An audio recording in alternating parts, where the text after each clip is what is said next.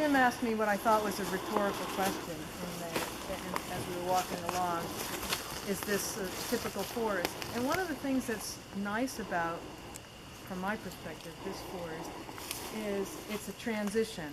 We're just getting up onto the foothills of the Berkshires here.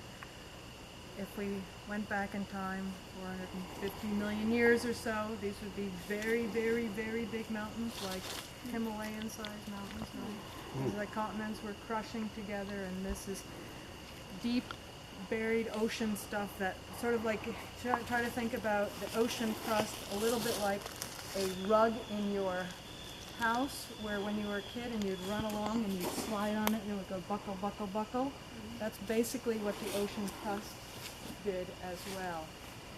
From my perspective, one of the things that's nice about these forests up in Whately is this underlying rock has a little bit more limey, carbonaty stuff in it. So the soil, if we were to take the pH here, it'd be richer than where I live, many parts of West Hampton, which is a little bit more acidic, or if you know the Mineral Hills or the Sawmill Hills in Northampton. That's also this sort of metamorphic stuff, but not as sweet and rich.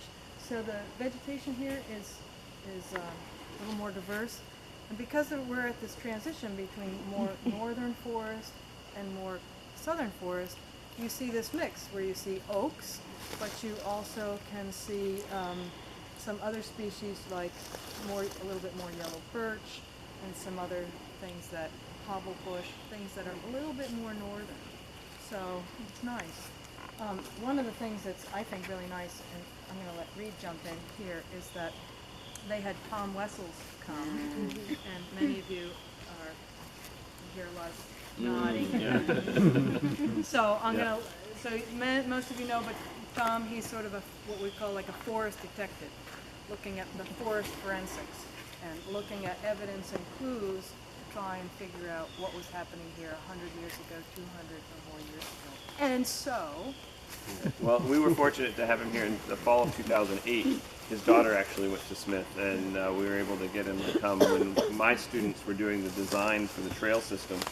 And I loved when we pulled up, the gate was closed, we didn't have a building yet, none of the trails were built. And he pulled up, we got out of the van, and he saw the stone walls and said, oh, yep, those are about 60 feet apart. This was a sheep farm. And so almost immediately. So the high stone walls on either side of this are really about 60 feet apart all the way down. This was the main highway between Conway and Whately. And so all of the sheep were being herded back and forth. And all of the trees that are here now were gone. This was a completely barren landscape. Only the large trees along the stone walls were here. And none of what you see right now were here. These are all much newer than that. So in the 1850s, you have to imagine this completely clear and sheep, going up and down and keeping the grass neatly clipped the whole way. and then in terms of the conservation component of this, so a lot of agriculture, as you're probably familiar with that story, right? A lot of agriculture ended around 1850. There was the forest grew back, and by around 1900 in Massachusetts, it was mature enough to cut.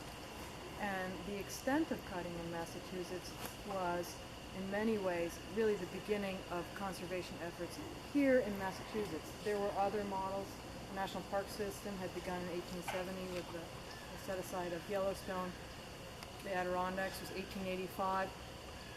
White Mountains was beginning to, so there were many things building, as well as literary traditions and Hudson River School painters and things like that. But it was really this fairly massive cutting in Massachusetts, as well as some also very extensive wildfires that were occurring in New England and elsewhere in the United States that helped propel the first conservation efforts. So a lot of the forest that you see here, one of the things that people frequently sort of bemoan about the forest in Massachusetts is it's a fairly even-aged stand. And Smith has done some logging, so things are a little bit uneven. But a lot of the trees here are, 50, 80 years old.